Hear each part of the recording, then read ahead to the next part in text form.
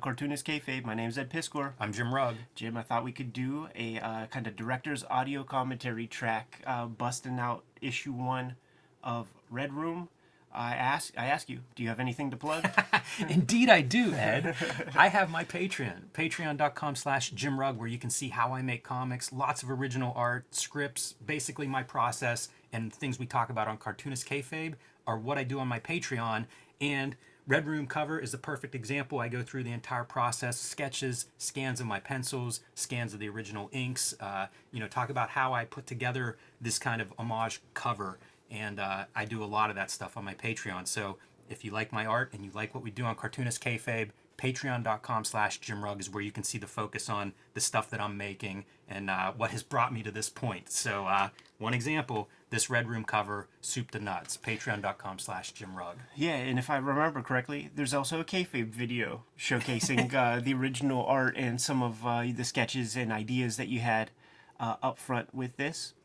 I have to thank you very much, Jim, for providing me with this incredible variant cover that, to break kayfabe, we are recording this on a Thursday, day after New Comic Book Day. Red Room came out yesterday in stores, finally, and I was tagged in many a photo where people were holding their Jim Rugg variant cover.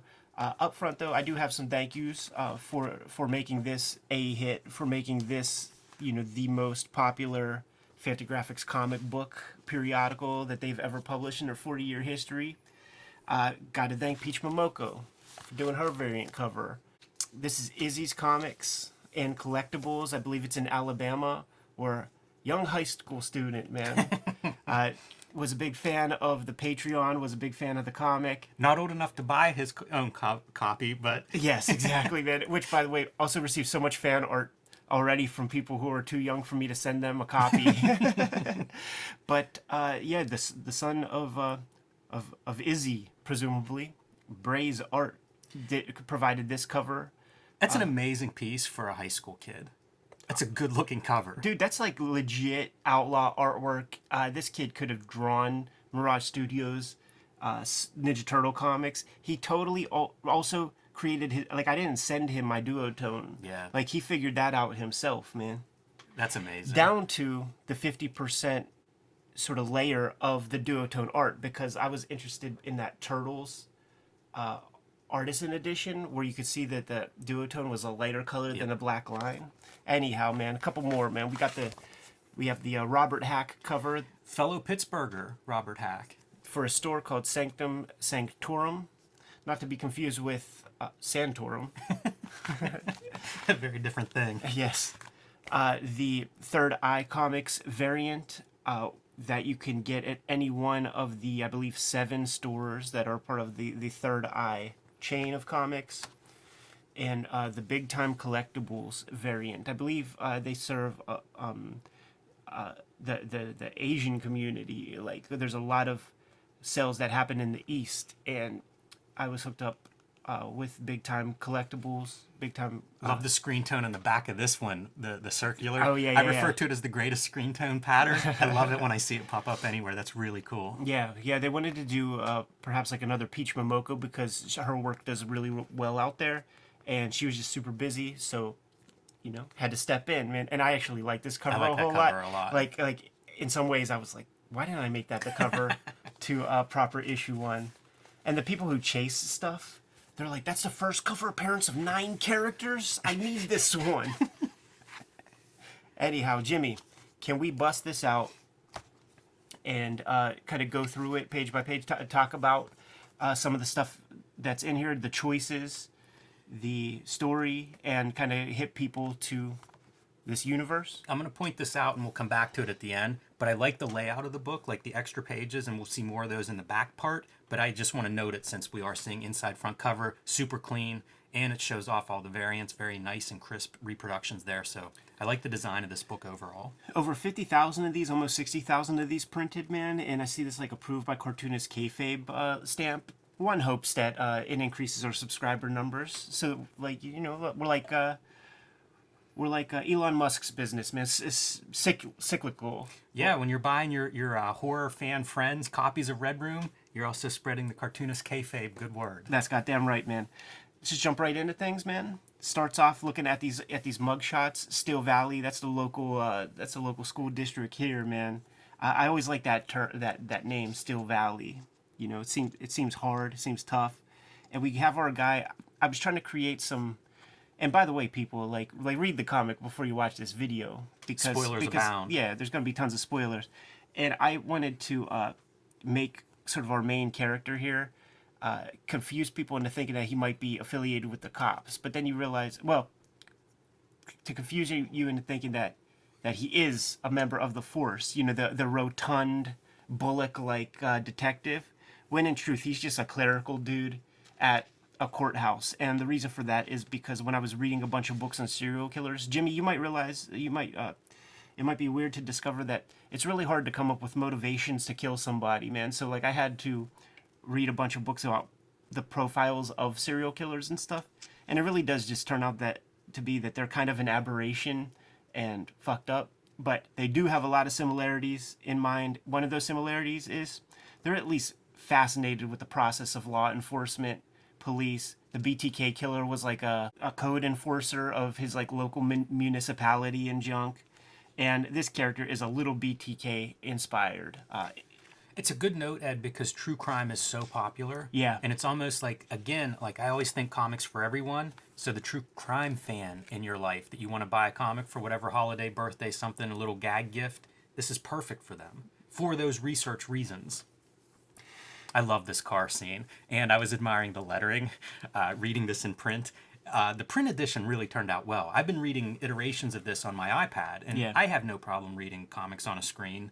I've kind of acclimated to it, but the reproduction is so sharp in this print edition. You must be thrilled with how that turned out. Yeah, very, very much so. And you know, we know what this is, man. The graphic novels of today, because they take so long to make, they seem to be the kind of ultimate statement of the cartoonist on subject X. By doing a monthly comic and playing around with that kind of schedule, this is a pulp comic. You know, this is a comic of the Jim Shooter tradition where every comic is somebody's first comic. So I gotta pack you a complete story, and we have to cut, we have to edit, we have to be breezy in the storytelling.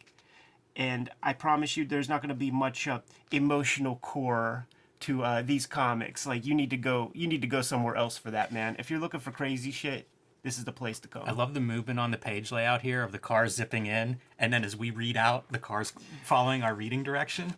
It's pretty cool. Barely two wheels touching the ground on any of those car scenes, man. So another trope of the serial killer is they don't just wake up and say, I'm going to kill somebody today. There's a triggering event. The sick thing is, when you read about these guys for real, sometimes the triggering event is because of their narcissism, is like their wife is just pregnant and can't fuck them that day, and it makes them nuts, and they go out and fucking do some ill. This guy, family dies in a car accident, and he's such a proprietary narcissist. They're almost like his property, and his property was taken away from him. He has no control over that. So I had to create the situation where he could spin out and indulge in what turns out to be his past lifestyle, because he is kind of inspired by BTK in a lot of ways, and it was my effort to play around with that phenomenon you hear about every now and then when a serial killer gets discovered, dies in their old age or something, and the family has no idea that they ever did that stuff. It's a fascinating thing to think about because, like, your knee jerk is always like, how could you have fucking been so confused or paid such little attention to your loved ones, like, in the same house? And I wanted to inject a little piece of that into the comic. It's a good piece of observation on the human condition, because it's not just serial killers. Like, we're all just obsessed with ourselves. Right. You'd be surprised at what goes by and what passes right in front of our eyes that we never notice. Got to give shouts to Rick Veitch, man, because I was taking a look at that Ninja Turtles, the River story, and this is where I got this technique with the duo shade to create some technique, and it was fighting nature in some ways, man, because this in the original art, this is all open area, right? And I'm not used to that. I would want to put all that texture in line, but I had to trust myself to figure out how to do it with just duotone, and that's something I want to play with more and more. It's pretty cool. I see you doing that with like your backgrounds of the foliage around them too. I don't know if that comes about after you start drawing in the Zipatone and you're like, oh, this works for other applications too, but it's neat. It's kind of a page of discovery, even extending to the clouds in the sky. Totally. Like, you bust out, when you task yourself with this new challenge, what do, Jim? You bust out the good examples. And Mike Wazzuli, using duotone, that's good examples. This is the By first... the way, everyone watching, we have a video on some of those good examples of duo shade, duotone. Yeah, we do. So, if you're interested in that part of it, we have another video that kind of dives into a little tour through a few good examples. Yeah, for sure. This is the first comic where I'm really able to manage the spreads as storytelling components. So you'll see there will almost never be like a white page, black page. Usually the 2-page chunks that you see kind of are kind of the same scene with the same images, and I was able to compose for the spread because Hip Hop Family Tree, X-Men Grand Design, those were about info dump and get as much information on the page as possible. I couldn't really play around with the design elements too much, but this is a comic where I'm able to actually like do that again and set up good page reveals and things like this, man. I was looking at a lot of the like fun compositions from cartoonists I like Sam Keith, Todd McFarlane, Jamie Hewlett, where I wanted to sort of disobey the grid, the rectangle a little bit, and just add some fun visuals, because those other comics I did also, they were pretty steeped in the grid just because of all the info I needed to include in there. And when I put this chick character together, I was thinking of like James O'Barr comics, like even Zeitgeist, some of the aesthetics, man, crazy mohawks, scene people, tattoos. She looks great, and those tattoos are another example of that, drawn in Zipatone, like not a holding line. Right. That looks really cool. Yeah, what I did with that was I drew the piece, and then I took, I have 11 by 17 Xerox paper, light boxed the figure, through the light, and just started drawing these tattoos in black line, and then created a layer and just bumped the opacity down to about 50% so that it looks like tattoos. Great lettering sound effect too. Don't want to go without pointing out lettering, because Right. It's very strong throughout this issue. Thanks so much, Jim. And these are the apparatus for flying these drones, man. I have friends who fly drones, and they have the cheaper versions of this, and they do have TVs on their heads. This is one of the really, when I was rereading this is one of those spreads that I think is amazing for lots of reasons. Some, the commentary that runs alongside, but it's another example of like, how do you keep each page turn interesting? Right. And it's like, we haven't seen this yet. It's a new way to deliver information, and there are layers of those information because you have characters commenting on top of it, as well as the commentary from people watching it. Right. Pretty good way to really say a lot in 2 pages. You helped me with the composition of this page, because I think I first, when I was first setting it up, I think I had the dialogues kind of running at the same places on both pages, and then it created the confusion of maybe having to read across. So I switched that up, and I actually think I had it opposite. I think I had these up and then these down, and you were like, "No, you got to do that the other way," and it made total freaking sense. The dialogue, what's going on here? You see these weird looking word balloons. That's because you're never going to see the kind of civilian identity of the Pentagram family, so I gave them each interesting looking balloons so that you could just like tell each one of them apart. Do you remember where you first saw this technique used? But because I am a boy of the 90s, man, it was probably Spawn Comics. Okay. But they got it from It was Todd in Klein. Ghost Rider, I remember, did it. Oh, that's true. In the 90s. That's true. Sandman would do it too, which is Exactly. where probably a lot of viewers remember it That's from. Todd Klein. Yeah. So like with these pages, it's like, your first Red Room pieces, and I essentially just have to daydream until I come up with something that disgusts me, and then it has to be committed to paper. That's fun. That's a fun afternoon. This piece made me think of there was that movie called Road Trip with and Tom Green was in there, and he had Saw it in a theater. So you remember, Mommy, would you like some sausage? He had like strings with sausages tied to his fingers, and he was just going up and down, and there were a million sausages. So that's like, Mommy, would you like I some like that sausage? character, Hemogoblin. The Hemogoblin, man. It's a good name. What they're talking about here is they're watching an old video, and to me, I love this part of it because it's like the art school like critique or something. I was going to say that. It happens more later on when they're looking at their competition and really going through and talking about why is this success, or speculating why it's successful. And it reminds me so much of what we do here, what every comics fan I know does when we get together and talk about some book we read and what we liked and didn't like about it. And, you know, ditto, it's reiterated with those side commentaries as people are saying, do more of this, or this is stale, or whatever. And it really felt like, wow, this is kind of, I always think like, how do you reference the real part? Right. And we know that part. We know that critical part, and it's kind of neat to see it filtered through this. Yeah, the idea with this one is they're watching an old video, and if you listen closely, you could hear rain in the background. The problem with that is the problem that many, whenever like crime videos come out or something, certainly if it's like a snuff thing, the police, in order to close down their area of focus, they're looking for any tools possible. Very often it could be something as simple as the wall plug that might be seen in an apartment where something's going down, because then they can at least know if it's in America. You know what I mean? Right.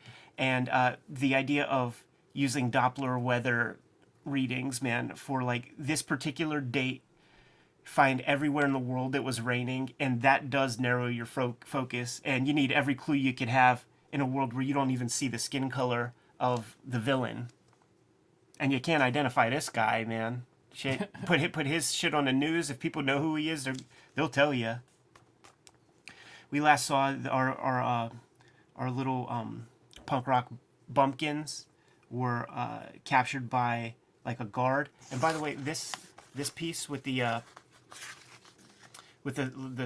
sort of septic pool, it comes from factory farms. Somebody flew a drone over a factory farm that raises pigs, and there is just a lake of this red, and it's not blood, it's waste and stuff but it's like orange and red, and it has these vaporizing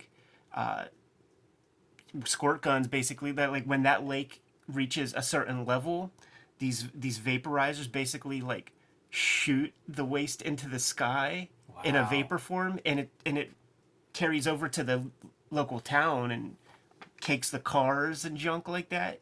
Wow, is that disgusting? Yeah. I love these details. Yeah, for sure, but One of the parts that I really like reading this is the way you cut the story. So almost every page turn, it feels like we're going to a new scene, or we're cutting back to a previous, we're following up, in this case, of these punk investigators. That's very cinematic to me. And it feels like a big epic, as we go through this, like, it's a graphic novel. It feels like a feature movie, in terms of length and amount of stories and characters and what is happening.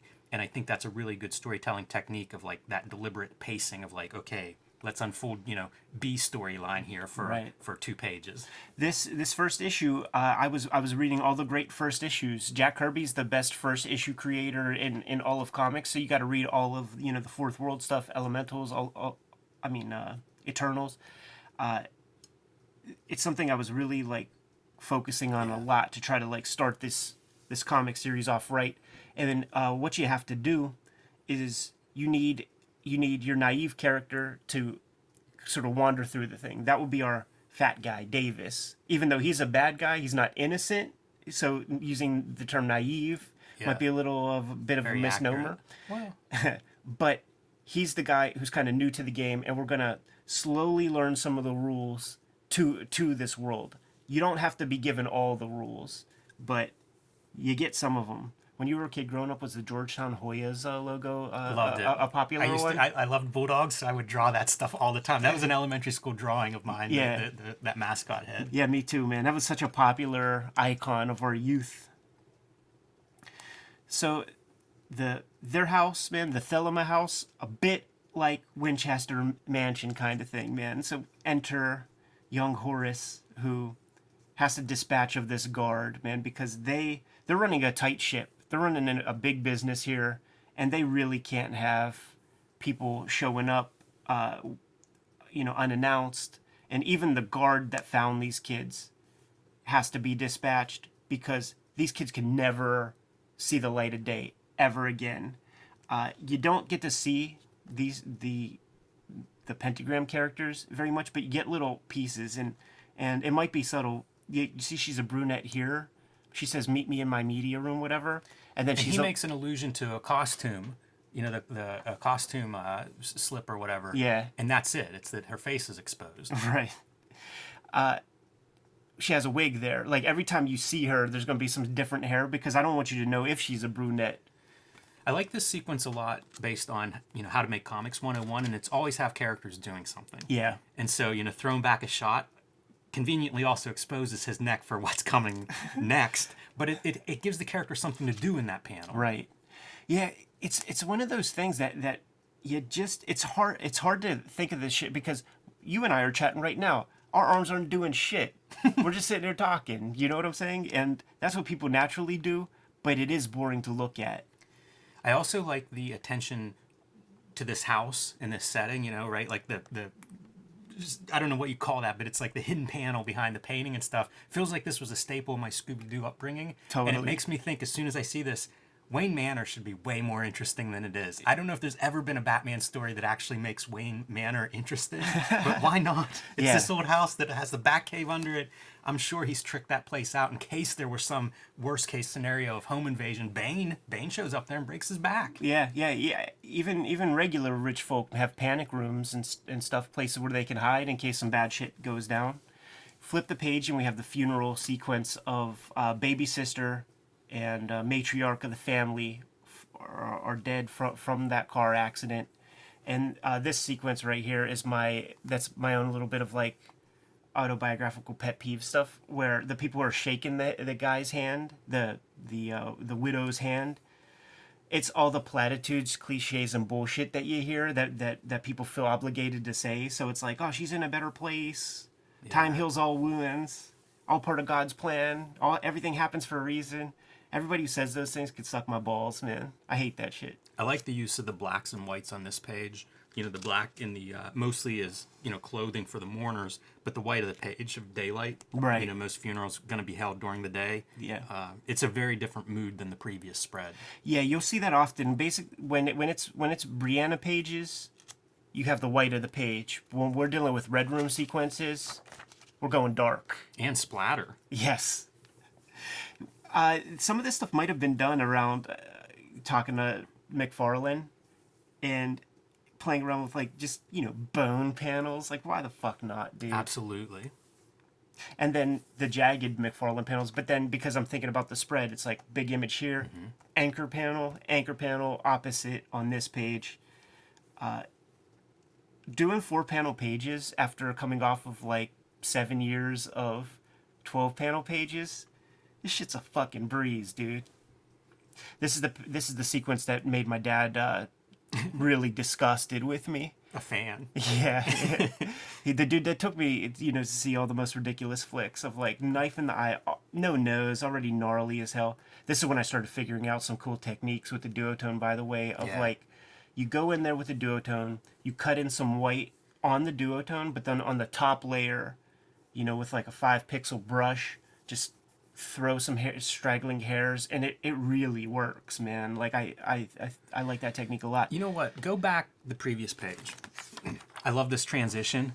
I'm all ears, kiddo, trying to figure out how they're gonna get through this morning, and you cut to the next page with the guy holding the ear. Love it. Stuck in the middle with you. Yeah, does that music pop into your mind as well? Huge for me. This feels like a Hip Hop Family Tree homage. The opening, I don't know if that's even a title page, but there's that great opening illustration of the guy under the streetlight. Calls to mind kind of a little throwback reference. Mignola would do these kind of things. Easter egg, an Ed Piskor Easter egg. Yeah. Yeah, the chains look great. Like I see that as Mike Mignola. Still like keeping our main girl like obscured for a while, but I didn't know what the front cover was going to look like. So you know what she looks like. This is something that people were very happy to tell me. Like, I'll feed her to the cows once I finish playing. And cows are vegetarian. they only eat grass. Blah blah blah. Read the comic. All right, man. Back into civilian life. we need to get the girl out of there. That was the creative challenge. We need to get her. We need to get Davis some free time, and she's going to go stay with some friends. I've had, friends who had tremendous tragedies in their lives, and being by themselves, being away from peers and stuff, not too good of a thing, man. They would do much better. This is Meatloaf from Fight Club. Yeah, yeah, yeah, for sure. Ed Norton just hugging his chest. And the house, you don't know. This is really the first time you see the house in any major way. You don't know if the place has just become disheveled because the matriarch is no longer there, or if that's just how they lived, man. You have no idea. Once again, there are two kinds of serial killers. They're like the meticulous, and then there's just the people who can't hold their shit together to save their lives. This is a page that I redrew maybe 2 or 3 times because I kind of tipped my hand far too much on the 2 earlier versions, and this one seemed to be just enough. Like, he's got something going on. He's sitting there watching some sort of pornography or something. You pay attention to this image, yes, because this will come into play. I love the stickers on the laptop. Yeah. Avoid religion, follow Jesus. Faith can move mountains with scripture locations and stuff. It's a really nice technique. Feels like John Wayne Gacy. Another piece, of the serial killer stuff is they're basically cosplaying as regular civilians. So regular people go to church and keeping up with the BTK vibes. That's always a fun cartoon mark. The idea of like the kind of angry muttering something, in a word balloon. Yeah. Annoyed with his neighbor and... Yeah, it was much clearer in some of the earlier pages, the things that he said. And he also looks like he's becoming more disgusting as we get into, like, he's looking at porn, he's shipped his daughter away, he's, whatever he's going to do here, like, this is him unwinding or releasing something, and he's never looks grosser than this panel. Yeah, man, the body here, fun to play with. And I think this will be one of those transition sequence, those Alamore transitions where you have you see the imagery, you hear the moans. I just realized he looks like Peter David. And then the moans continue, and then you see some other guy watching some stuff. But what's he watching? Intro cameo appearance, Pokerface. Maybe the breakout star of Red Room. Yeah, he's the Boba Fett so far, man. I got to keep trying my best to one-up these and come up with cooler and cooler designs. So he's watching a rival Red Room stream to the Pentagram stuff. And it turns out that he's kind of in league with the Pentagrams. So when the mistress contacts him, he's basically on call all the time. We don't know what that relationship is or how that works. That's a story to be sort of told at a different time. And like I said before, all issues completely self-contained, but that doesn't mean that there will be all new characters in every issue. Like, I might go back and investigate the origins of this character and where he comes from. This is always a great technique too. We're showing somebody on a screen. It's super simple. It's a silhouette. It's just, instead of black, being solid black, it's a fill pattern, but it reads well like a screen. Yeah. It's shorthand for screen. It is, and it's shorthand for Generation X and before to read as screen, but screens haven't looked like this, man, since the cathode ray tube. Right. I mean, but it's like a lot of the comic book idioms of, like, say, sweat lines coming off of somebody's head, where it's like, that's not realistic in any way, but we recognize the symbolism of it. Right. And this is the same kind of thing. Like, it's cloaked, a little bit masking identity on a screen. Like, it makes sense. Yeah, totally. What they're talking about is, this is a lawyer, and he's a defense lawyer, represents Red Room clients and stuff. His whole mission is pretty much to read the indictments and the discovery evidence for these people who got caught, and he leaks it to an actual Red Room business so they could figure out how to plug holes and figure out how to remain one step ahead of the law. When you read about, like, Tor, the Tor browser and stuff like that, that's the game they play. As soon as a hole is discovered, they fix it. So it's this cat and mouse ping pong between, the feds and these people, these organizations that keep these obscure, anonymous web browsers going. But the thing is, the feds also want, like, the Tor browser was created by the Navy, and they couldn't use it only themselves because it looks different to the internet. So it would be like if you were wearing a mask in public. Well, I guess Yeah. you know what I'm saying. Bad example. Well, I would say a Michael Myers mask in public, like you're sticking out like better. a sore thumb. I like this kind of stuff too, the screen fonts. I think that plays really well with your overall aesthetic, and it's a nice contrast between the hand lettering, and obviously makes total sense. And I wanted to point out, like, your G's are really good. G's are hard, S's are hard. You know, like there are certain letters that are hard, and I think that you've got a pretty stylized hand lettering style, and the oversized shows it off because that's a pretty consistent G with the way your G's are, you know, at normal size. Yeah, those are the weird slash marks because usually you're going like this, you're going diagonal, you're going to the side. So now you got a curvy S or a curvy G. How do you do those in using those marks? Yeah, the good letters are all simple. Like even the curvy stuff, like an O makes sense, or a C. Once you start getting way off symmetrical balance, like a G, good luck. Even the circle's almost a diamond. Like the O's almost a diamond. All right, man. The younger brothers were tasked with taking those Portland vegans, dumping them back in their own house, their own homeland, to try to maybe curb the investigation, get the investigation away from where their home is. But on the way back, they picked up one of their favorite Red Room killers, man, Hazard Paleface. And the way they do that, they'll pounce you, they'll drug you. They can never, if you're a Red Roomer and you're working for them, you can never know when they're going to come get you. You just know they're coming to get you. You can never know where they live. They don't want you to, you're a stranger to them in some ways. They basically need to keep blackmailing you, essentially. And this guy, they show him such little respect because they just pack him up with packing peanuts, put him in like a refrigerator carton, and bring his drugged out ass in the back of a U-Haul.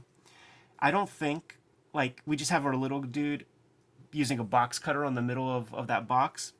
I don't think if I didn't take my trip to Japan, these kind of, like, motion lines or whatever you would call that, I don't think that would be there. That's interesting. That stood out to me reading it, like, wow, even this part is like, dude's really moving. Yeah.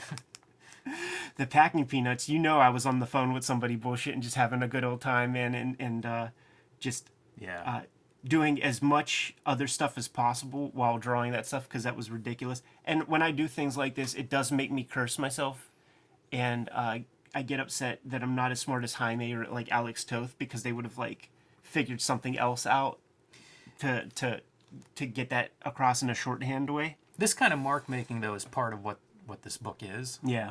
I forget, I was looking at something and it had a similar rigorous approach to mark making, and I thought of you for that reason. Like, that's a pretty distinct approach. Very different than an Alex Toth or a Jaime, right? In every way, so. It's the Outlaw Comics thing, man. You got to get a lot of ink on the page, a lot of marks on the page. Have the little smelling salt gimmicks to wake his punk ass up. And we reveal that, you know, you get pounced whenever it's time to pick you up to do a murder. The smelling salt's really well done with the sound effect and like the cloud, because that's a hard thing to, you know, you dip into the bag of cartooning tricks to illustrate that, and like that's what I want in comics. Yeah. So it's good to see that because that's not an easy thing to do. You know, he's complaining. He's a little long in the tooth. I wanted to make him, you know, like an older gentleman. He's going to be the first story in the Free Comic Book Day comic, by the way. Like, all the stories in the Free Comic Book Day comic that come out this August tie into a corresponding issue. This is one of those things, man, where, you know, he wants food, all this stuff, and from out of the shadows, like, you still don't see the guys. There was a chance that the first half of this was just going to be issue 1. Sure. So I was just dangling threads. I wanted to ask you that. Was this originally thought of as like would be maybe a 4-issue series? Like this would be the book. Exactly. Yeah. Like, and it would be the Davis story across 4 issues, but 2 issues are in here on the strength. Like, I came up with that decision the second after we did our shoot interview with Todd McFarlane, because I started thinking about this as a monthly, and I wanted to give a full, meaty, satisfying chunk for issue 1 rather than play the game that the jobbers are playing and stretching things out. Like, nah, man, I'm giving it all to you, and then on issue 2 I'm going to give you even more. but out of the shadows, so you still don't see the guys. You just see their distinct dialogue balloons. And here's his outfit, man. When you imagining a Red Room world, you have to imagine that the cliche horrors would be exploited as character. Like works that way in wrestling. Like people scared of clowns, you got to have your clown. It's a very striking design, very fun to draw. I will attest to that. You added some stuff, like this is a page I re-edited. I sent you guys this page when I put it together, and I forget what I had here. But you were like, dude, you have to have this guy like put the eyeballs in front of his own face before he smashes them. And you were 100% right. That's funny. I don't even remember some of these conversations, but I like the end result. Yeah. So yeah, it's funny looking at it because this piece is drawn, 6 months after this stuff. The eyeballs go really well with his dot motif on his shirt, on his jumpsuit. Right. That round motif is real good. When you see these windows, they're very stripped down. It's almost like, the original 1984 Macintosh font. And the reason for that is because in my imagination, and I think probably in real life to some extent, I'm not a coder or anything. In order for that anonymity of the Tor browser to work, your browser has to be stripped down of like any kind of like JavaScript, Flash, all that kind of stuff. It has to be the most bare bones, basic 1992 type internet connect, HTML like only or something. So that's the reason for the kind of stripped down. You can't have a lot of bells and whistles when you're trying to keep. Reminds me of an EC panel. Like those are like Jack Davis feet Yeah. almost, and I like the way they turned out because the way they're bent, I think it does create the motion of like these characters being pulled. It's not good. Yeah. It's not healthy feet.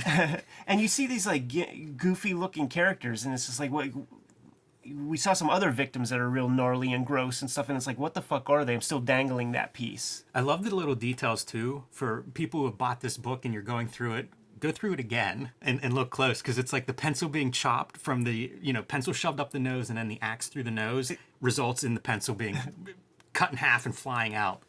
And Jace Face Killa, man, go shout out. hit that on Instagram, and that's Jason Hamlin, retailer to the stars. He's a part of the 1%. He's in the Red Room chat rooms. In between selling comics. I love seeing names dropped here and there. I've seen a few, again, Easter eggs of people we know. It's good. The idea with this is that this Red Roomer, he's long in the tooth, man. He's been in the game for a while, and he's not generating funds. He's blaming the victims. Like, he's asking for, because almost everybody who's a Red Room killer, they're serial killers. They're dead inside. They're soulless people. And he's suggesting, like, why don't you let me get some fresh meat in here, man? Like, people would love to kill somebody who looks like their boss at the office, or even their wife. Like, we'll make more money that way. But the Pentagrams, they're running a nice business.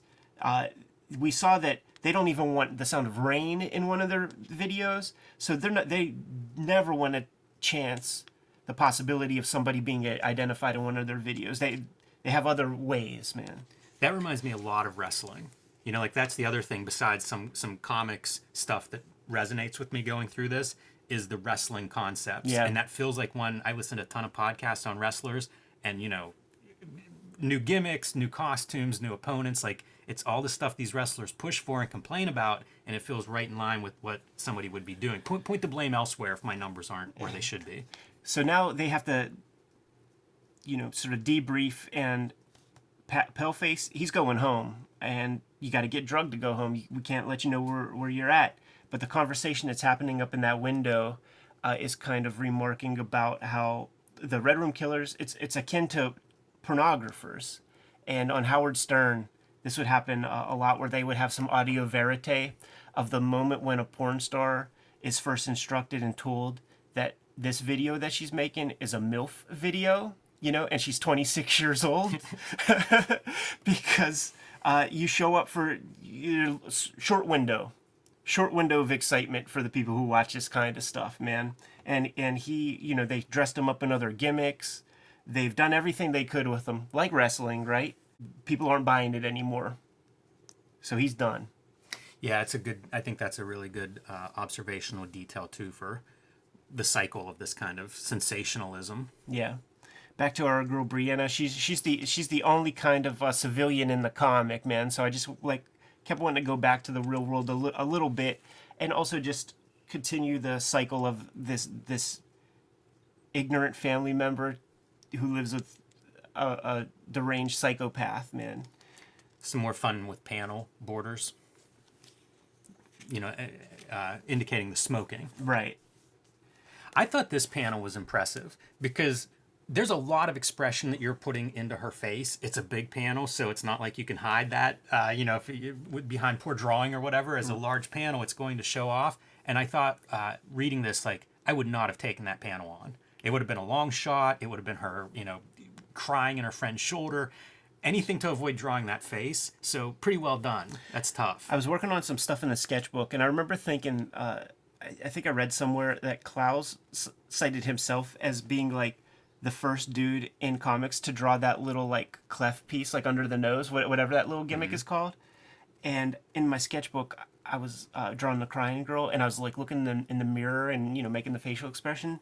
And I was like, I don't think I ever seen anybody draw the chin dimple that happens. It's really man. good observation. So I had to just kind of show off a little bit and try to put that in there. It always makes me laugh too, because then I think about any time a superhero cries in comics. That would be a fun zine, by the way, everybody at home, or a fun Instagram account. So the shitheel lawyer character with that upturned nose, I was thinking of that pharma bro guy who increased the price of his one of his drugs to Right. you know 1,000%. And this is a criminal who is arrested for, you know, sharing Red Room videos or something. So once again, like, he's involved with these people, almost taking on cases pro bono, because like this dude doesn't look like he could pay a real lawyer, but he's taking on these cases for R&D, for intelligence purposes. Man, he's got to read how the cops caught him so that he could take that information back to the Klan. Is that based on someone? That's a pretty distinct face. It's not, man, but like after I'd made it, it's like that look. It looks Steve Dillon-ish to me. Yeah. Like that. Like Be that. a preacher extra. That like that. You know, son of Christ. That like dude that's in the bloodline. That Humper-Diddy-Doo guy. That's a hilarious cameo. You start pulling in these supporting characters from other comic series. World building exercise, Jimmy. So we have a debrief. Well, we have a presentation that young Horace is giving to Mr. Pentagram, laying out the competition. This is the critical analysis that I was talking about earlier in the video, and very fun to read because, again, like, it filters through my life experience. All of this stuff, it's always like, how does this make sense to a reader? And so that's how I link it to my own experience, and it just feels right. I've had this a version of this conversation, I don't know, 500,000 times. Yeah. Every week here. Yes. 5 times. So it's like they're breaking down the competition. The Pokerface people, their strength, they're not the most popular, but they're doing well because they operate very regularly, every Sunday, like clockwork, man, very reliably. Some of the thoughts with this stuff are versions of my thoughts with our YouTube and how it exists on the internet in relation to other YouTubes and stuff like that. So you have the reliable guy, these people, Fanatical Studios, which was the name of my bedroom when I was a little kid because I looked in a thesaurus for extreme. That's awesome. And Fanatical was so Fanatical Studios, my bedroom studio when I was 11, 12 years old. I'm eager to see more of this guy, by the way. Yes, man. Obscured in the shadows for those purposes. His story has to be told. It's a good silhouette. And what they... Or is that Prophet? late Steve Platt Prophet. And what is Prophet but Stephen Platt trying to do like Goku hair in American comics. So it's all of that stuff. They have high production values, cool gimmicks. They changed their scenery up a bunch. Vince McMahon. Vince McMahon. That was a thought in mind, dude. That was a thought in mind. One of the kind of things that the Pentagrams can't reverse engineer is they're the Splatterpunk Outlaw company, right?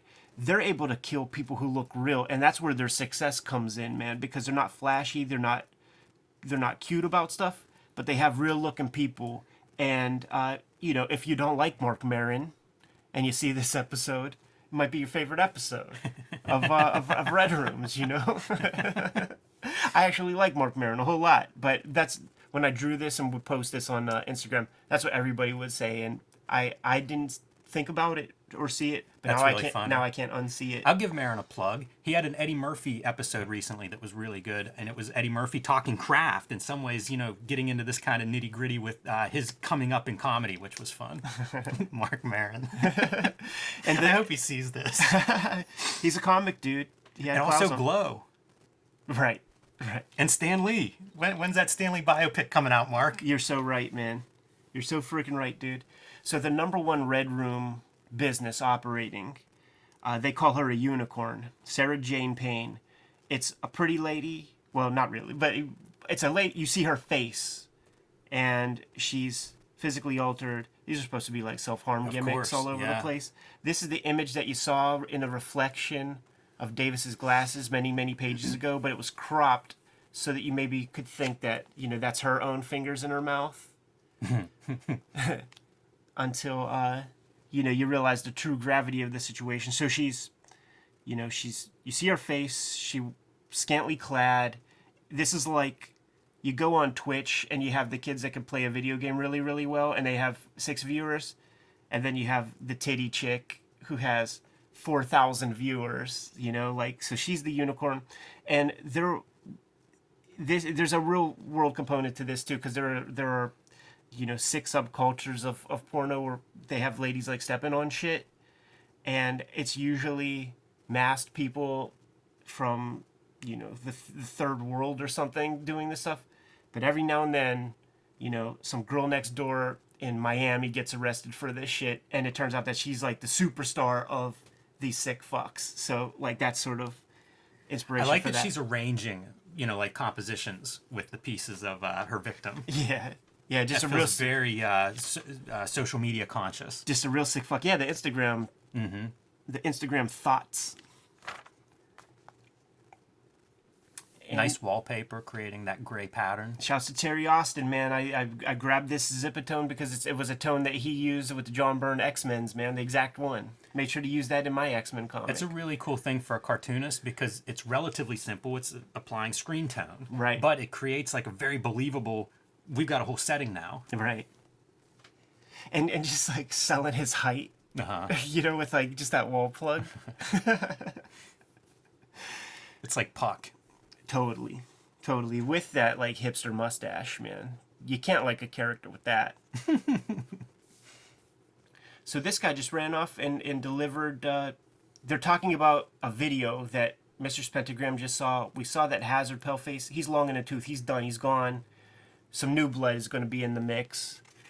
And all they have to do is get their hands on that guy, man. So they got to run their checks and balances, see if this dude's on the level, see if he has any warrants or anything that would cause them trouble or distress if they scoop him up and put him on the job. This is another one of those instances where the serial killer who's fascinated with the cops, very often those serial killers, they frequent cop bars, man, and they try to get chummy. They're marks, they're marks for the Jakes, and that's what we sort of have here, man. There's like some weird third party guy in that bar, and they're sort of clowning Davis, who has some affiliation with the cops. He sees them every day down at the courthouse, but they're laughing at the other guy's jokes, and Davis is like, dude, this is a cop bar, and the cops are like, whoa, Davis, you're not even a cop.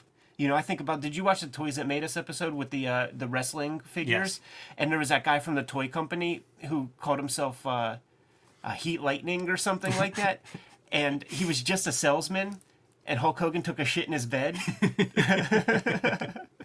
Like would have a cop take a shit in his bed.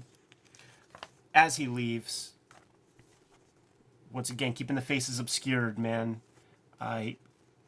That's a good horror movie sequence, right? The guy rising up in the rearview mirror, rising up behind the guy. Totally. This background, I didn't pencil it. I just drew the grid. Yeah. And then just drew it completely in ink, man. That's fun. I started doing a lot of that. Just feeling a little bit more confident.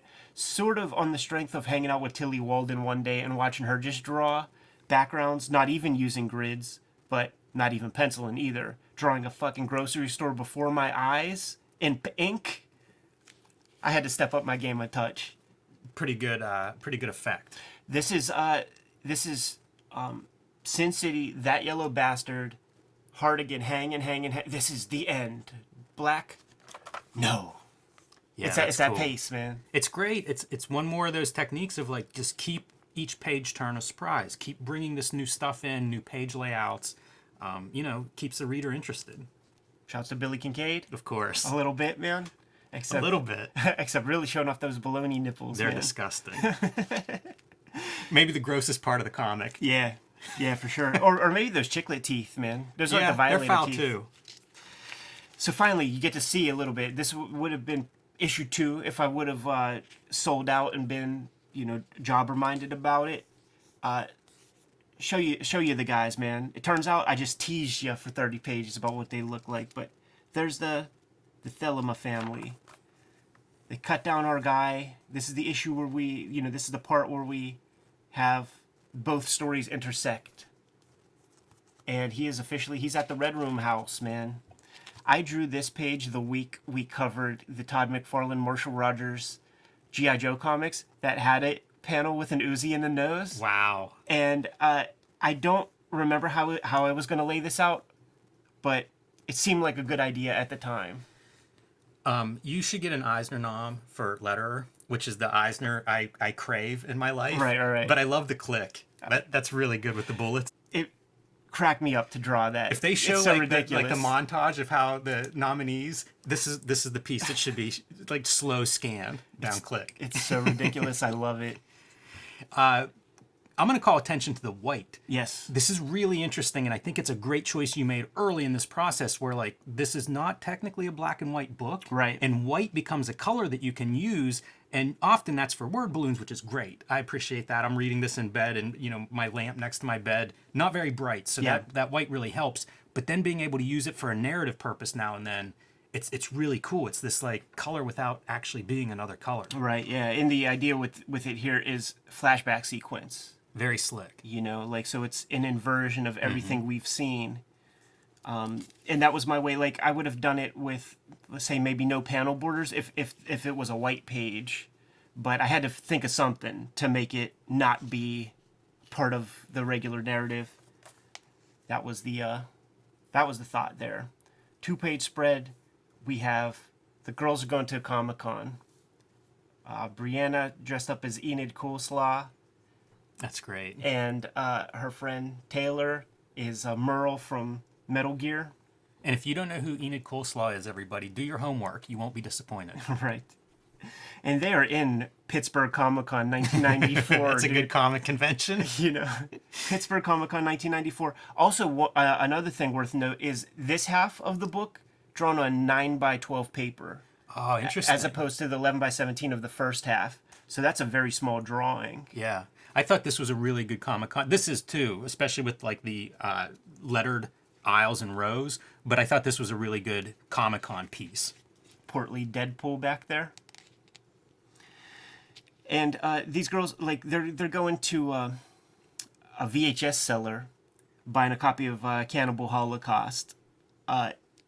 The one friend is describing that, like, if you know this guy really well, he sells Red Room tapes. So it's introducing Brianna to the concept of Red Rooms and, that they exist and that they're for sale. She's like, who would ever want to watch that sort of thing? So it's that piece where the reader knows more than she does, kind of giving that up. And there's your first real shot of Mistress Pentagram. That's another good cut. From the girls in cosplay to now Lady Pentagram, Mistress Pentagram in cosplay. Yeah, man. This is where I'm really like disobeying that rectangle grid. Honestly, we just talked to Steve Bissett at this moment, and I'm like, you know what? Fuck the rectangle. God damn it. Fuck it. It plays really well, especially like these horizontal and her breaking the horizontal. It's really nice back and forth. She's laying out all that she knows about this guy, and she's also appealing to his neurosis in a way. She's almost like an FBI profiler, man, because she's saying things like,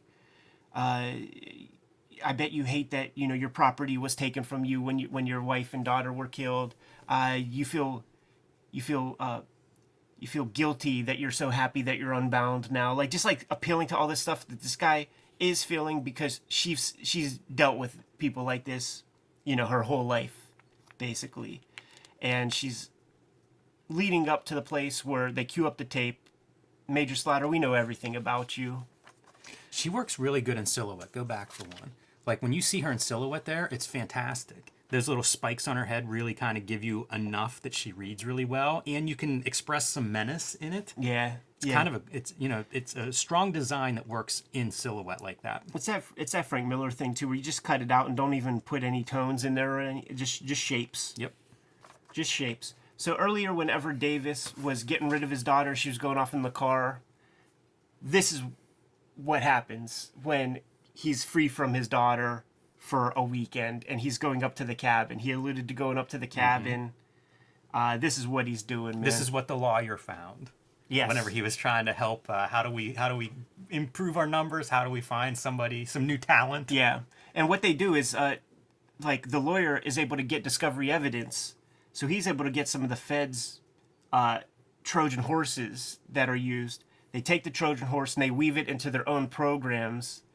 And this Davis guy, he was foolish enough to download a Red Room app so that he could basically do his own Twitch version, his own version. But it leaked all of his information to the Pentagrams. So the law enforcement tool was being used for their purposes for the same reasons, man. They need to know this dude's location. This is Dark Knight Returns piece, man. It's really good. There's a piece that happens, like where there's the hand on the camera pulling back, and we see he's got a bound victim. You know, one eye is scarred up, one eye is, you know, not there, because it's this lady, man. It's a lady from page 1. Yeah, we're going to see that eye scar also as we go through here. So another piece that'll go in the montage for your lettering nomination, or these signs. Lord, yeah, it makes this when I was reading about Red Rooms, I was reading about one that was similar to this, man, where it was a Red Room where they were proposing that they were going to torture an ISIS terrorist that they got their hands on or something, and I thought that made sense to me in a way, where the people who would want to watch that thing are thinking that they're being patriotic or jingoistic. Like, yeah, fuck those guys. It makes sense because that description's all you need to understand it. Like, you've just told the whole story in one sentence that everybody can understand. They may not agree with, but everybody can understand it. And it's a great story, and we get to see Pentagram dissecting it. So again, the critical analysis of some of these storytelling choices of the character within the Red Room, I like that. Yeah. It's basically my thoughts on, like, when I read that sort of thing existed. You know, exploiting the people who's watching, exploiting their jingoism, exploiting their racism, and creating a situation that makes them feel okay, like they're not doing a bad thing by participating in such an atrocity. And you know, there's the eye scar. This is a great image. The face that's made from the skin being stretched and pulled and distorted. I think that's a really strong, cool image. And then the eye scar. I saw a super cute little monkey scalp a guy in 2 seconds by it just jumped up, bit him on the forehead, and just kept going. And the forehead just peeled back that way, like in the monkey's mouth. And all skull was showing and stuff. So it was like beyond the muscle and junk. Wow. You got to do some heavy research, man. Research is how you make these comics better. When you're making comics. Be careful what your comic is about. So young Bray's art seemed to gravitate toward Major Slaughter, including a little face gimmick there. Major Slaughter.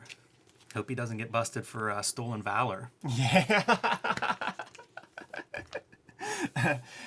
Davis immediately is like, you guys, you have the wrong dude. It wasn't me. And then silent panel. What I love about this silent panel is you have no idea. That could be 5 minutes of them just like, come on now, hand on the hips, come on. And he's like, the darknet's supposed to be untraceable. What a scam. And this is his introduction. Dude, Gooble gobble, we accept you one of us. Man, you have the dudes ushering him in to the life. And by the way, Pentagram's mental note here: if he gets busted, he's singing like a canary. Right. Yes. Yeah, very important for future, actually. Vertical, because McFarlane was still on the mind, you know? And it's essentially talking head. We just need to get them from the little interrogation room to where all the action is. Blown opportunity to do the Todd McFarlane giant head profile on the side. Yeah, that's as close as you get, but I will, the big head may be in there. Good silhouette use throughout. You know, I love seeing the silhouette figures that size. Something Jim Lee did early on, like in his X-Men days, but lots of people do silhouettes. I love seeing them. Jimmy, you know how when you make comics, the panel that you love the most is the panel that nobody else gives a fuck about? This is one of my favorite panels. Like, just because I feel like you can feel the weight of those bookshelves, and just that little angle makes it feel more heavy to me. So, like, that's probably, like, one of my favorite panels, even though it's, like, as far as the storytelling goes, doesn't mean much. This whole sequence is strong. Like, I think this entire page works really well. The alternating between black and light and black and light. The elevator shafts work in both places, again, with the silhouette. And it's like the whole page, you know, if you're looking at this, that whole page background is like one big image. Right. That's really cool. When I was drawing this thing, there's a version of this page, like I just basically put a layer of black here, but there's a version of this page where the shaft is going down like this much. Mm-hmm. But then I started to think, like, I don't want people to think that there's 50 floors below this mansion, you know? So I just kind of cut it off. And then this is like a panel unto itself where it's like about this much distance, maybe, 2 floors, like a regular basement and then a sub basement. This is like a drawing thing that I don't like. So this is a cutaway of the elevator, right? And like I got these like little, these little circles to try to where he's pressing against that wall. It's a mime. Yeah. That's cool. Yeah, exactly. That's what it's supposed to be. That's really good. Also note on this panel, reminds me of Tim Truman does those really skinny horizontal panels. We looked at Dragon Chang, which had the duo shade. That really feels like that. I always look at those Tim Truman panels and I think, like, how much info can you pack into a panel that thin? It's perfect. Works perfect. Jimmy, how cool was it, man? Doing this channel, doing the Tim Truman shoot interview, talking about Dragon Chang, and then he sends us an email showing us shots from Western movies and describing what those shots do. Like, I'm getting chills just thinking about it. He has a big art book, like a career overview coming out, and I'm sure that some of that info will be in there. So everybody, Tim Truman, man, keep on the lookout. I think he has some great books coming out soon. So another book that I was reading while putting this together, I read several times actually, is the Iceman Richard Kuklinski book. And, he would do hits for the mafia. Kuklinski's a Polish cat, so he would never get to be a made man. And all 5 families used his services. And they all kind of respected him, and you don't fuck with him because he just gets the work done and keeps everybody clean and shit like this. But one of the kills that he did was he set up some sort of like, motion capture. I'm talking in the 60s or something. Like, I have no idea how this technology exists, but he had like a Super 8 camera running on a guy and sort of bound him and had rats eat him and like made a film of it and brought the film back. Cause like you always have to have evidence of your stuff if you're going to get paid, if you're a hitman, right? Very often that evidence is just the news article, like from the newspaper the next day. But they wanted this guy kind of disappeared for a while. So in order to get paid, he needed to either have photos or something. And he made a video. So like, to me, that's what's on this reel right here. Yeah, that's dark. Yeah. And then, Jimmy Hoffa on VHS. When you talk about rat violence, I always think of Bret Easton Ellis's American Psycho. You're right. There's a really distinct rat-eating person scene in that one. The American Psycho book is the inspiration as well as just social media interaction with all the chat room people. Because to me, the people in the Red Room chats are the 1%, are the bourgeois. So this is like an activity of the bourgeois, and you just read American Psycho and all the stuff, all the places where they place value, just have conversations about that stuff while watching atrocities. So talk about, Louis Vuitton boots while you're watching somebody's head get split open. It's a very effective thing. Here they are, Jimmy. They just entered the sub basement, and we get to see where these guys are from, how they procure their victims. Yeah, let's see these cows that don't just eat grass. Yes, and there he is. But he's with his teeth that I imagine are the consistency of crayons. Ew. And with his couple of fingers that look like they've been taped together too long. Yeah, webbed fingers. You see some dudes with webbed fingers here. That's like a xenomorph. This webbing pattern. Yeah, and just nails going everywhere. Yeah, that's really a gross detail. That's a good detail. It's established here that there's at least some idea that red rooms have been going on since the beginning of film, and I wanted to sell the idea that this is a family business that's been around for generations, so like 3 generations, and maybe sort of the backstory that I have in mind, and it might be illustrated in the comic, is that like maybe, the forefathers of these people, maybe they came over like through Ellis Island from the old country with the promise that they were going to have be a part of the American dream, but they only got as far as the the grandfather's clutches and started inbreeding in the basement. Yeah, people with no record and 0 record. You change their last names from this to that. I thought this half silhouette of Davis, in his gas mask coming out of the shadows. I'm a big fan of that, where it's like you're starting to reveal the image of the character, but still he's partially shadowed. Right. It's always a good look, especially with something like with the gas mask. Like that's a very nice detail for a silhouette shape. Another piece, man, is like all these backgrounds are not penciled either. Just completely went in with ink for all the. But I had a grid. Yeah. I had the grid laid down, and I just drew this stuff. So now it's time for him to go choose his first victim, and he's corrupted by choice, man. There's some good stuff there. Yeah. That idea of being corrupted by choice is the phrase. I've never heard that before. Is that a common? Is that a psychological term? I've heard it before. Yeah. But I've experienced it. Sure. Whether it's digging in 50-cent boxes and just getting overwhelmed with, that's a common experience that I would think most people can relate to. Or choosing which percent blue to put onto your cover. Like, that's the thing that happens sometimes. That's true. It is very true. Totally. When I first learned Photoshop, that was something that our instructors would kind of warn us against. Like, figure out what you want to do before you sit down and start to I'll just try every single font that's available here.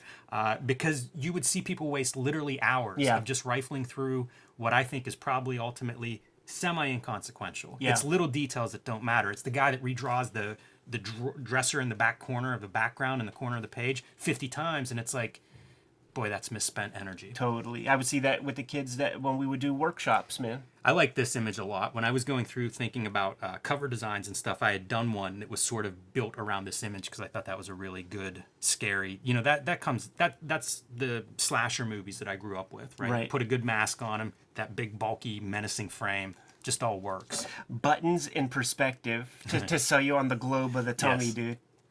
So I'm going to ask you real quick, man. I'm going to put you on the spot. Uh-oh. What do you think inspired this outfit right here, man? Don't look at the mask. It's El Gigante, whatever that wrestler was. El Gigante in WCW, Giant Gonzalez. That was the shittiest gimmick, look, everything. With the muscles painted on the spandex. Yeah, ludicrous. So gimmicks are abound. You have to be completely covered. Like, if we don't want to hear rain in a video, you definitely don't want to see a piece of skin. Yeah. Love this, too. This feels like that choice, corrupted by choices. Yeah. It's just making up a lot of weird stuff. It feels like the serial killer. Like when I was a kid, I'd see shopping sprees and be like, oh, I got to win a shopping spree at KB Toys. Right. This feels like the serial killer shopping spree winner. And there's even some process stuff in here as well, man, because the pentagrams are like, listen, we just need to trust you a little bit more, and then you'll have more tools. We'll give you firearms. Because you don't want to put a gun in the hand of somebody you don't quite know, man. They might bust you in the head. Smart.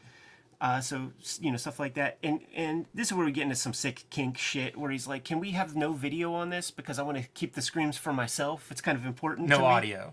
No audio. No Yes. audio. Yeah. Yeah, that's a nice detail. This reminds me of the mutant leader from Dark Knight. Whenever they're fighting, it feels like it. I think he has sharpened teeth. In this case, it's nails. But Right. it's kind of a similar aesthetic. I used this That's awful. same image in WYSIWYG. Oh, okay. One time where the boy is in the hospital bed and like a cop is like tormenting him in his hospital bed and puts his nose in between wire cutters and stuff. So I had to like use it again because we actually get to see the result of that in a Red Room comic. And then my idea with this is just like he is a Cyclops. Like his eye just grew that way, so that's just a flap of skin. So let's cut that skin and then pull his tongue through the eye socket piece. And you have the people commenting like, "Oh my god, that's so amazing." Yeah, it's one of those details I would have missed if the commentators weren't making sure I didn't miss it. Right? Yeah. Because there's just like so many lines, man, and it's like, well, what is that? But Did you ever read A History of Violence, the Vince Locke? DC published it, but there's one guy who gets tortured, and this guy reminds me of that, where it's like by the time you see him, most of him's not there anymore. You know, even like putting what's left on a hook. I think this was inspired a little bit by my trip to Japan. One of the things that I noticed while I was out hunting, and the mangaka that I hung out with, and I hung out with this dude, Yutaka Minowa, who was the character designer of all the of Ninja Scroll, and he showed me all of his work, maybe 400 pages of artwork of stuff that would be a Ninja Scroll 2 that will probably never see the light of day. Is when you think you went far enough, you can always push it. You can always push it even more, man. And I would see stuff with competing speed lines. That's like a Japanese stroke. So like I wanted to do a couple of those things, like the physics of this thing, the cause and effect of like cut and then just like showing like stakes coming off of this guy. There will be thematic rhythm with this exact pose at the end of this story. So there's, and then just the gush is ridiculous. I think that's a real good point, that there's always, like, you can always go further. Yeah. It applies to everything, too, not just comics. But this is like one of the grossest. Like this is not as gross as just the curve of that leg muscle and that knife not going all the way through. Yeah, that's good. And this one is like just right above that last bottom rib. And that just smarts. That's butcher shop stuff there. Yeah. Oh, don't you worry, man. Next time you see Davis, you're gonna see what a field dressed human looks like. Yeah, that's the moment. Yeah. Wow. Yeah. Straight Mignola when he did his Hellraiser comics. I think he drew those kinds of hooks. And already, man, this dude who's a loser in life, just a clerk at the county courthouse, is already like, can I go again? I think I know what to do better. To me, like a little bit of this is us with our YouTubes when we first started out, and we would finish a week's worth of stuff. And I remember thinking, like, I know how to do this better. I think next week is going to be much sharper. Yeah, this is one of those disturbing relate to moments. Of like he's found the perfect outlet for what he's been studying and thinking about and kind of built for. Yeah. And now he can excel. His whole personality changes in this moment. Yes. So we've had a million atrocities up to this point already. It's had a little cannibalism to it when Davis asks, like, what are you going to do with this guy? And Pentagram retorts, you don't think we serve our cows Big Macs and fries, do you? That shit's going to be in that hamster feeder. All right, we've got to send our guy back. Now, we've seen them do this kind of thing before. And maybe, if this was a one and done, maybe this could be his demise, I've been under anesthesia before, and I remember getting only to 97. Me too. Yeah. Yeah, starting with 100 is a dark joke. Yeah. Turn the page. Hork, hork, hork. Sniff, sniff. Got the little incinerator out back with a black cloud of smoke. Dad's home. She's reacquainted with him. He's cleaning up some vomit because that anesthesia that's being administered by fucking rank amateurs might not work that well. Hey, tell me about the incinerator, because I just learned some stuff about these. This is not something I grew up with, an incinerator in the backyard. Is that something that you saw? No, but they do exist. Yeah, I know they do. You know where I heard it recently is a guy who his father grew up in Philadelphia, so it would have been, I don't know, man, 80 years ago or something, but houses would have these in the backyards, like you burnt a lot of your trash. Yeah, and to me this is a southern place, and the incinerators I was finding were in Alabamas and places like this, man. He's been instructed to get rid of any evidence that he may have that could cause him trouble, because the pentagrams, they just can't have that. No trouble. And this is a sequence where I wanted, he's got that look on his face, reasonably sad perhaps.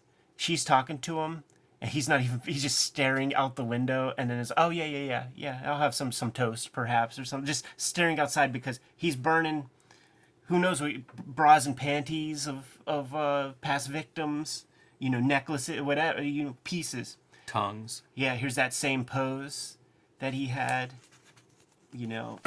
right there. Yeah, that's good. Just holding up his daughter. Good weight on him in that one. And just even the silhouette, it's not far from that gas mask silhouette where, he's a dark figure now. I always think of Kevin from Sin City, because it would always just be the glasses that would be lit up. And she's fully ignorant, she's making some fucking eggs. I really like this part too, because this is we talked about usually with Brie, you get a white, light colored page. Yeah. And that's what this page is, except there is some of the blackness coming in.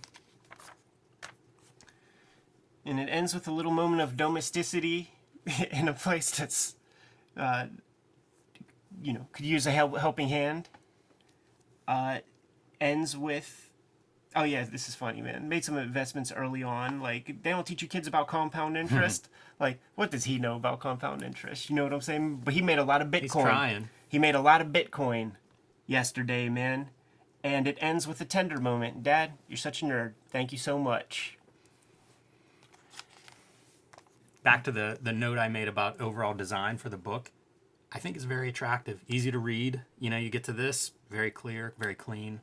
This comes from our OMAC read several weeks ago. Sure. Like I see that Kirby thing, and I'm like, yes, there should be a little intro piece to this, man. And then making a call out for the Gore Gallery. That's a hell of a gallery, this first issue. That's a really strong gallery. We're putting the call out, and the comics are going to be 32 pages, but the comic story is going to be about 22 to 24, man. So that's going to leave a lot of space for Gore Gallery, and I think there's a 7 or 8 page one that's going to be an issue too. We've decided on all the pieces for that issue. That's cool. So keep sending your stuff in. Send it to my email. You could find me and put your name in the high res file so that I could credit you properly. But the great Philip Tan. That looks really sharp here. Drew a fresh piece, man. Tattoos are showing up already. Unbelievable. And Red Room cosplay. I want to see these cosplayers menace the comic conventions that start to reopen. Yeah, I'm not sure I do. That's a scary mask. It really is, especially that kind of like Bobby Brown jaw. Pretty fucked up, man. I like that. That's a neat detail. Yeah. That's one you don't think about until you see like the physics of it in real life. The back cover will almost always kind of give you a little hint to the next issue. I always used to love that in old comics, and it's something that comics have gotten away from. But it used to happen a lot, where you would get a, at some point towards the end, you'd get to see what the next issue cover is. Yeah, and give you a little explanation, because my 2020, dude, was spent in this. I like this back issue shot too.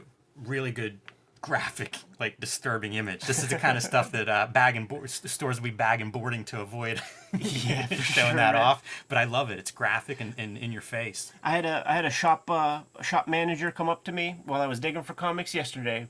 Said, Ed, I'm gonna pass on your book. I don't do the gore stuff. But at least he didn't pass on carrying it in his shop. That's goddamn right, man. Anyhow, dude, I think this should be a regular practice for us, dude. Whenever we have something fresh out, let's do a director's commentary track. What is it again you're working on right now? No? Not yet. Kayfabers, I'm trying. We'll get it out of him one day, man. I'm good if you are, Jimmy. I am. All right, Kayfabers. Once again, remember, every issue is completely self-contained. So if you see an issue, grab an issue, get it put on your pull list. And I want to thank everybody for supporting the comic already. Make sure you like, follow, subscribe to the YouTube channel. Hit the bell. We'll notify you when new vids are available. What else, Jim? You can join me on Patreon at patreon.com/JimRugg, where you can see how I make comics. And when my next comic is announced, you can bet that's a lot of what will be featured on there. But for now, you can get out-of-print mini comics and zines that are impossible to find. You can download on my Patreon. You can see a lot of my original art, including my Red Room cover and the process of making that. So join me on patreon.com/JimRugg. Once again, got to thank you so much, Jim, for this variant cover you drew for me, helping goose up the numbers. Got to thank Peach Momoko. Got to thank the shops who invested heavily. Hey, speaking of which, Yeah. shout out to Comics Pro, the organization that represents comic shops, or actually the comic shops organization. You know, like they're the members. They nominated Cartoonist Kayfabe for one of their annual awards, and they only have 2 awards, so it's pretty nice company. But you know, want to reiterate, track this down at your comic shops. Comic shops, one of the great institutions of comic books and comic collecting and digging and all the things we love here at Cartoonist Kayfabe. So thank you, Comics Pro. Thank you to those comic shops that make up Comics Pro. And if we're nominated, if it's possible for you to vote, I don't know how to do that. I don't know. I'm not positive about the nomination versus winning. I don't know how this works. It's a very weird thing. I think maybe the nomination is the win. Well, send us our plaque then. I saw they existed. What else do we have? We have a Cartoonist Kayfabe e-newsletter that you all can sign up for at the links below this video to keep up with everything we have going on in a very busy 2021. You can also find Cartoonist Kayfabe t-shirts and merchandise at the links below this video. Jimmy, I'm pooped, and now that the clock is ticking on this monthly schedule, got some comics to draw, man. Given the marching orders, we're going to be on our way. Read more comics.